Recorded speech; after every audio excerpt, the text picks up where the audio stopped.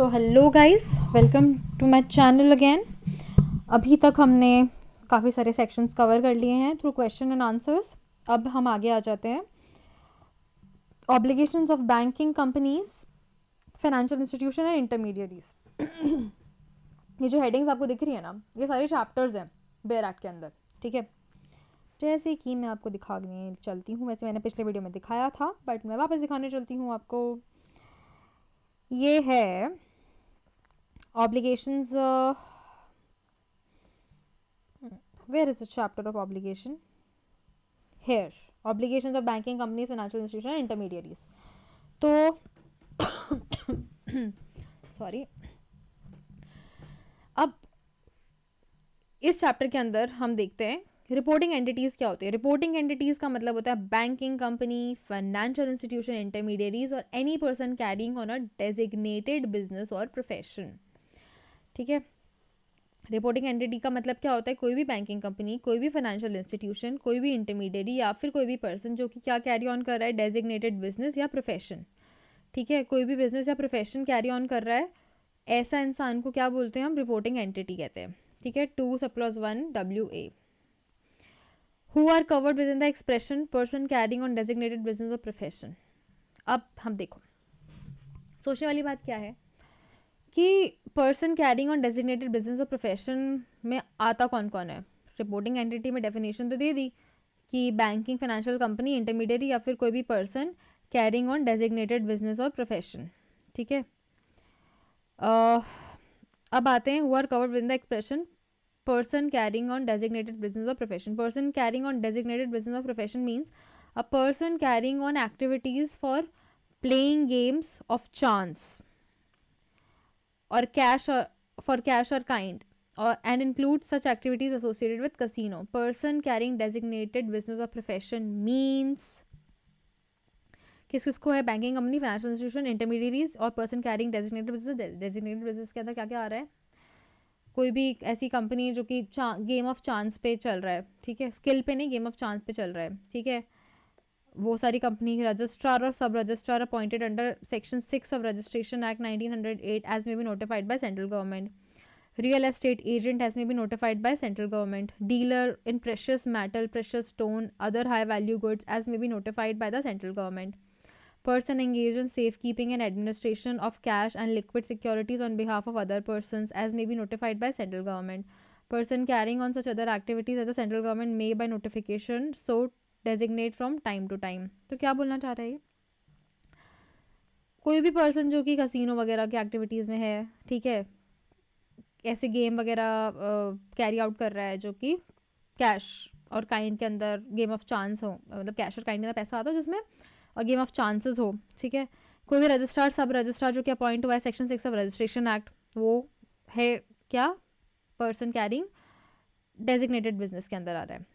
Real estate का agent, ठीक है, सेंट्रल गवर्नमेंट जो नोटिफाई कर रही है। कोई डीलर जो कि प्रेशियस मेटल की डीलिंग करता है, सोना, चांदी, जवाहरात, हीरे, ठीक है, स्टोन्स ऑफ हाई वैल्यू जो कि सेंट्रल गवर्नमेंट नोटिफाई कर रहा है। पर्सन जो है किस में एंगेज हो रहा है? Safe keeping and administration of cash and liquid securities on behalf of other person as may be notified by central government. और person carrying on such other activity as a central government may by notification so designate from time to time. तो ये सब लोग किस में आ रहे हैं जी? ये सब लोग आ रहे हैं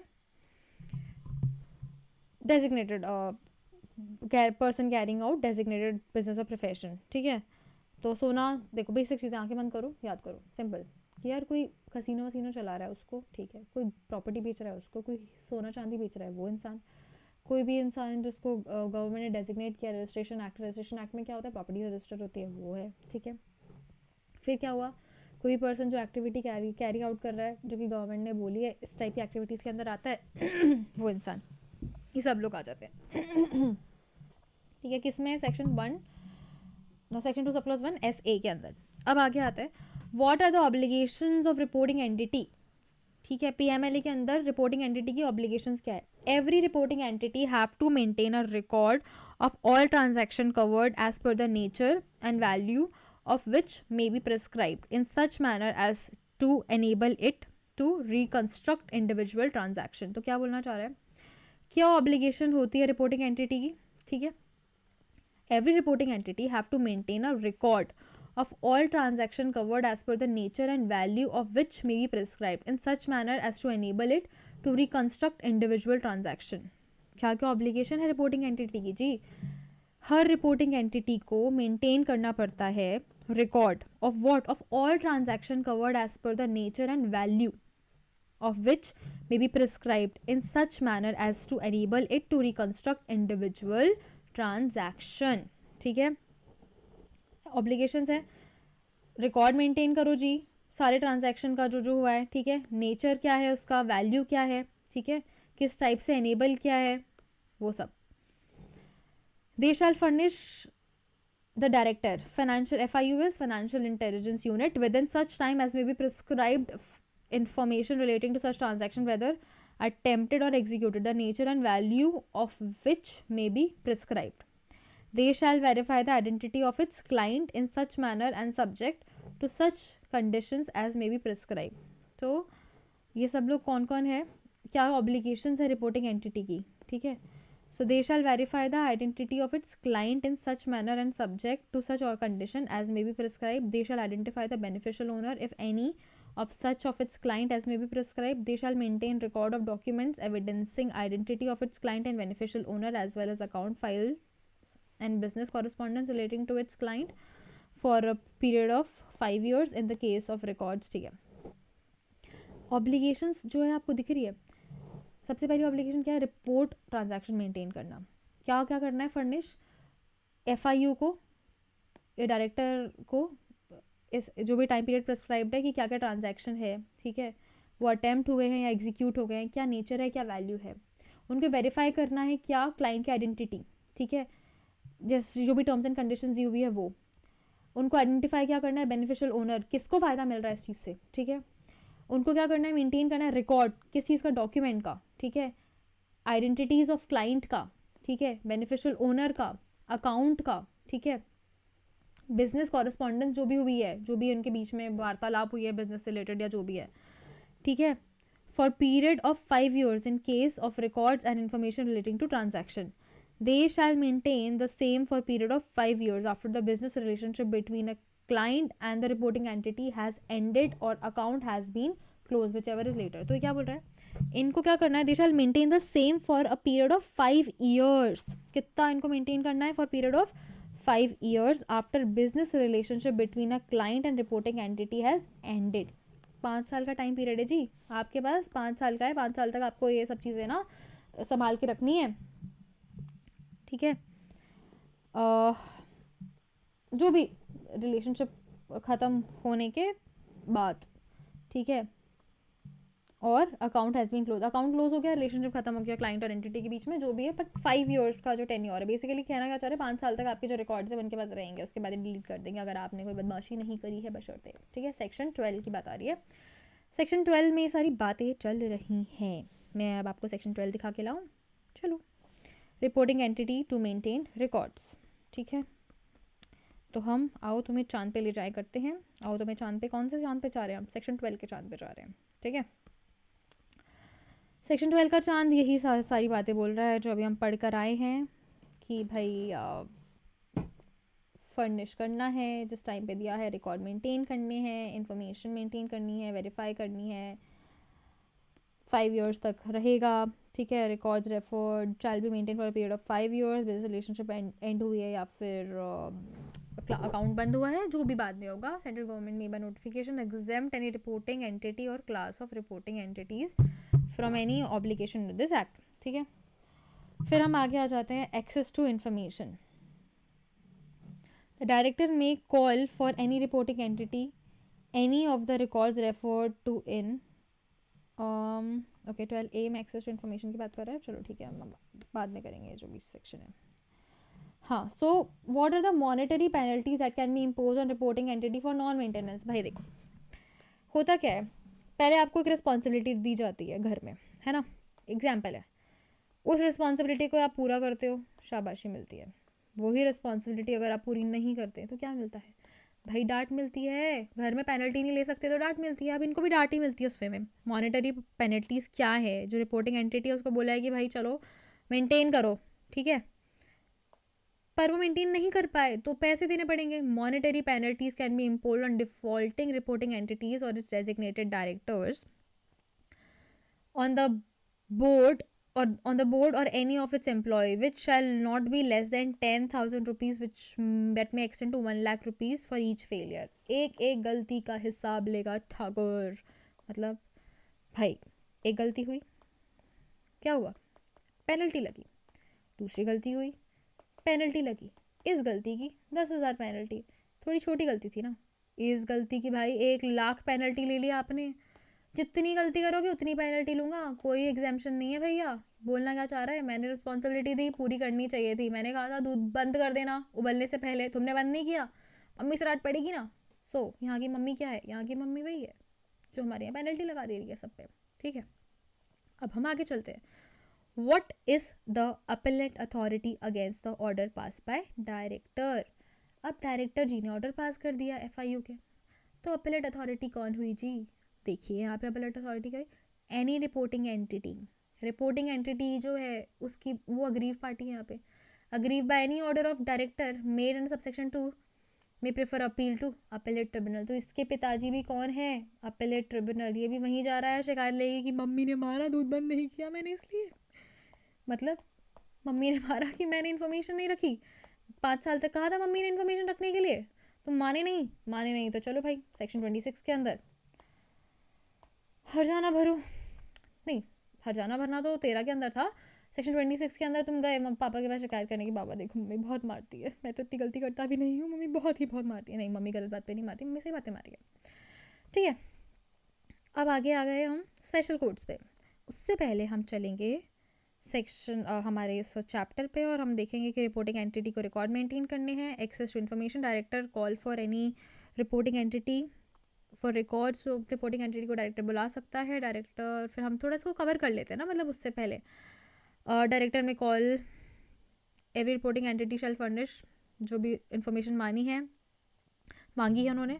एनहांस ड्यू डिलिजेंस में क्या हो रहा है? Every reporting entity shall prior to the commencement of each specified transaction verify the identity of client. Transaction authentication किस किस को के, तो एनहांस ड्यू डिलिजेंस करेंगे कि वेरीफाई करो क्लाइंट का कौन है कौन नहीं है. Provide that verification requires authentication of person who is not entitled to obtain an Aadhaar number under the provision of the said act. Verification to authenticate the identity of client undertaking such specified transaction shall be carried out by such other process or mode may be prescribed. Take additional steps to examine the ownership and financial position, including source of funds of the client. Take additional step as may be prescribed to record the purpose behind conducting the specified transaction. कोई भी additional steps आपको लेने हैं. ठीक है, क्या record करना है, क्या पर्पस था ट्रांजैक्शन के पीछे. Where the client fails to fulfill the condition laid down under subsection 1, the reporting entity shall not allow the specified transaction to carry out. Where any specified transaction or series of specified transactions undertaken by client is considered suspicious or likely to involve proceeds of crime, the reporting entity shall increase the future monitoring and business relationship. तो enhanced due diligence की बात कर रहा है कि भाई और ज़्यादा मतलब पूरा पकड़ बनानी है, बिल्कुल कोई गलती ना होने पाए. For this purpose specified transaction means any withdrawal और deposit exceeding such amount, any transaction in foreign exchange, any transaction of high value import. कि मान लो क्वेश्चन आ जाए स्पेसिफाइड ट्रांजैक्शन क्या होती है? कोई भी विड्रॉल, डिपॉजिट, कैश जो कि एक्सीड हो रहा है, ठीक है, उस पर्टिकुलर अमाउंट से जिन्होंने स्पेसिफाई किया है. कोई भी ट्रांजैक्शन जो फॉरेन एक्सचेंज में हुआ है, कोई भी ट्रांजैक्शन जो हाई वैल्यू है, इम्पोर्ट है और रेमिटेंस. ठीक है, any such transaction or class of transaction in the interest of revenue or where there is high risk of money laundering or terrorist financing. ठीक है, तो स्पेसिफाइड ट्रांजैक्शन की बात हो गई. कोई भी इंफॉर्मेशन अगर ऑब्टेन हुई है वाले अप्लाइंग ड्यू डिलिजेंस इसमें, तो 5 years तक रखनी है अपन को, वही सेम चीज़ है. ठीक है, फिर हम आगे आ जाते हैं. Power of director to impose fine. तो देखो डायरेक्टर के पास पावर है फाइन इम्पोज करने की, जो भी उनको लगता है नेसेसरी. किस किस पे कर सकते हैं भाई? ऑफिसर पे, जो भी वहाँ पे काम वाम कर रहे हैं उनको लग रहा है उस सब पे.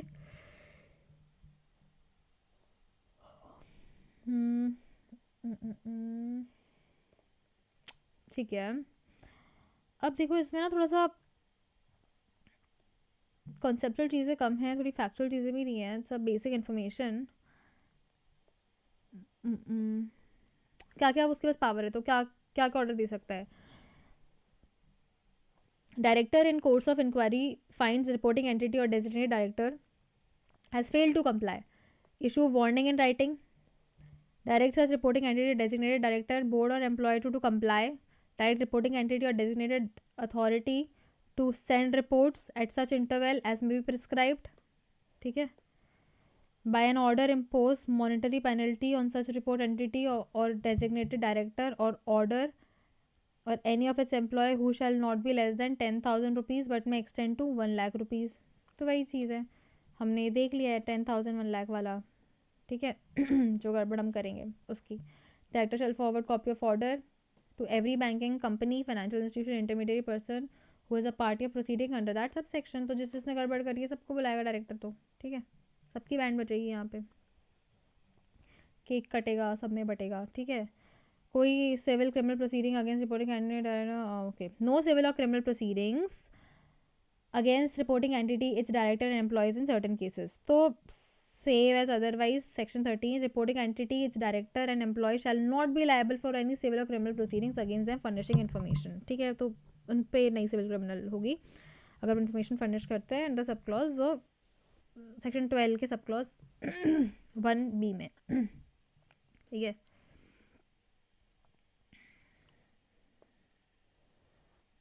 ठीक है, अब हम आगे आ जाते हैं। Procedure and manner, central government may consultation in consultation with reserve bank prescribe procedure. Important चीज़ क्या है? RBI से कंसल्टेशन, ठीक है। ये हम यहाँ जाके नोट कर लेते हैं थोड़ा सा, यहाँ पे इंपॉर्टेंट है, हो जाएगा। Central government in consultation with whom? RBI, ठीक है, बनाएगी नॉर्म्स वगैरह, ठीक है। ओके, अब हम आगे आ जाते हैं नेक्स्ट चैप्टर पे, स्पेशल कोड पे, ठीक है। अब स्पेशल कोड्स क्या होते हैं? देखो PMLA के अंदर स्पेशल कोड होते हैं for trial of offence punishable under section 4 of PMLA 2002। Central government in consultation with Chief Justice of respective High Courts by notification has designated one or more courts of session or special court or special courts of such area। PMLA के जो offence है उसको मतलब try करने के लिए chief justice of respective high court notification से special court बनाते हैं, एक या एक से ज़्यादा, ठीक है, हर एरिया के अंदर फॉर सच केसेस और क्लास ऑफ ग्रुप जो कि इस नोटिफिकेशन में होते हैं। While trying an offence of money laundering under PMLA 2002, special courts has also to try the offence with which accused may under the Code of Criminal Procedure be charged at the same trial। तो देखो money laundering के जो cases है ना, उसमें ऐसा नहीं है कि ये मनी लॉन्ड्रिंग का है, इसको मैं ट्राई कर लेता हूँ, बाकी जज साहब दूसरे जज साहब आप ट्राई कर लीजिए। नो, अगर आप मनी लॉन्ड्रिंग का केस ट्राई कर रहे हैं तो you are bound to try the case जिसमें अक्यूज्ड किस ऑफेंस में है, गड़बड़ करके आया, CRPC के अंडर, कोई भी ऑफेंस के अंदर वो चार्ज है। तो CRPC के प्रोसीजर्स चलेंगे बेसिकली, और बाकी ऑफेंसेस को भी उनको ट्राई करना पड़ेगा। CRPC के अंदर चार्ज है, बेसिकली बाकी ऑफेंस को उनको ट्राई करना पड़ेगा जो CRPC में दिए हुए उन ऑफेंस के बारे में, ठीक है। What are offences triable by special court under PMLA? Notwithstanding anything contained in CRPC, offence of money laundering punishable under section 4, any schedule offence section 4 में जो ऑफेंसेस है, या फिर कोई भी शेड्यूल ऑफेंस, ये सब सारे जो ऑफेंस है वो स्पेशल कोर्ट ट्राई कर सकती है, ठीक है, उस एरिया की। What will happen if the court which has taken cognizance of schedule offence is other than the special court under PMLA which has taken cognizance of complaint of offence of money laundering? क्या होगा अगर किसी court ने cognizance ले लिया है schedule offence का, ठीक है, जो स्पेशल कोर्ट के अलावा PMLA की प्रोसीडिंग्स भी चल रही है उसकी। In such cases an application by the authority authorised to file complaint under PML, the trial court which has taken cognizance of schedule offence shall commit committal हो जाता है। कमिट क्या होता है, मतलब कमिटल, इधर से उधर ट्रांसफर करना, कि ए जज साहब बी जज साहब स्पेशल कोर्ट के जज साहब है, ये स्पेशल कोर्ट के है, ये पीएमएलए की स्पेशल कोर्ट के हैं, ये दूसरी वाली स्पेशल कोर्ट के है। तो ये ए जज साहब जो है बी जज साहब को बोलेंगे, क्या बोलेंगे, ये ए जज साहब, ये बी जज साहब, ये है पीएमएलए की स्पेशल कोर्ट के, ये नॉर्मल वाली स्पेशल कोर्ट के, ठीक है। तो ये इनको बोलेंगे कि जज साहब जी आप हमें केस ट्रांसफ़र करवा दीजिए। ऑफकोर्स जो एप्लीकेशन लगा रहा है पीएमएलए केस की, वो कमिट कर देगा केस, क्या करेगा, कमिटल हो जाएगा, कमिट कर देगा इस केस को, क्या करेगा, कमिट कर देगा, ठीक है। Special court PMLA on receipt of such case committed to it shall proceed to deal with it from the stage at which it is committed, ठीक है। Section 44 sub clause 1 sub clause C, section 44 sub clause 1 sub clause C के अंदर क्या हुआ, committal हुआ, ठीक है। Which is appellate authority against the order passed by special court. The High Court may exercise so far as may be applicable all the powers conferred. Special court के order के against कौन है appellate authority, एक बार देख लेते हैं, high court, ठीक है। All powers conferred under chapter 29, chapter 30 of CRPC on High Court as a special court within the local limits of jurisdiction of the High Court were the Court of Session. तो जैसे court of session होता है उस type से इसको माना जाएगा, और हाई कोर्ट के पास पावर है, पावर का मतलब क्या है, बेसिकली अपीलेट अथॉरिटी है वो स्पेशल कोर्ट के ऑर्डर्स के अगेंस्ट, ठीक है। इससे पहले हमने देखा था कि एडजुडिकेटिंग अथॉरिटी है, एडजुडिकेटिंग अथॉरिटी के बाद अपीलेट ट्रिब्यूनल था, फिर उसके बाद हमारे पास आया था हाई कोर्ट। यहाँ पे 45 दिन लग रहे थे, यहाँ पे 60 दिन लग रहे थे, ठीक है। यहाँ पे क्या हो रहा है, यहाँ पे स्पेशल कोर्ट्स की बात चल रही है, यहाँ पे प्रोसीडिंग्स चल रही है, वहाँ की बात हो रही है, ठीक है। प्रोसीडिंग्स चल रही है तो वहाँ क्या हो रहा है, यहाँ पे हाई कोर्ट में आप चले जाओगे, प्रोसीडिंग्स चल रही होगी तो, ठीक है। चलो अब हम आगे आ जाएंगे, आगे आने वाले सेक्शन में हमारे पास रेसिप्रोकल अरेंजमेंट है, सब है, ठीक है। सो मैं इस वीडियो को यही कंक्लूड करना चाहूँगी, एंड तब तक के लिए गुड नाइट, शब्बा खैर, and please like the video, subscribe the channel so that I can get motivation and your support in this journey. This is also a journey for me. I have the knowledge, I just want to dissipate it. I just want to help you guys in order to learn, understand things and concepts. I can explain you in better way. So let me know what kind of help you guys need, and in what way you want to study. I'll make comments, and we will meet in next video. Tab tak ke liye bye.